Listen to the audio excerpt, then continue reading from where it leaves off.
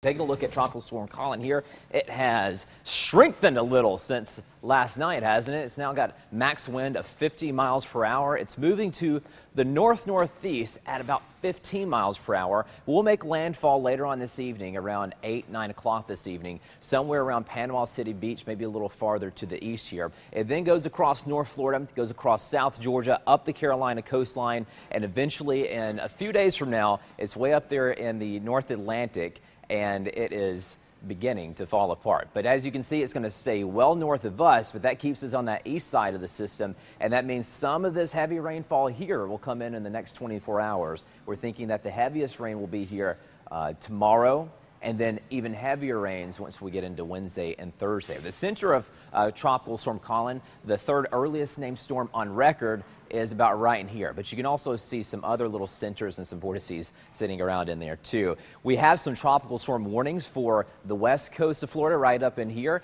That then pushes across central Florida and goes as far down as to almost the Sebastian Inlet. Here closer to home, we have flood watches in effect across the almost our entire viewing area. The entire Treasure Coast is included in that flood watch until later on tonight. Palm Beach County is excluded, and this is because why we have these flood watches is because we're going to see some heavy rain in the days to come. With more on that, here is Felicia Combs. Thanks a lot, Tyler. Of course, both of us here keeping an eye on that. Tyler mentioned the heavy rain that we're going to be seeing.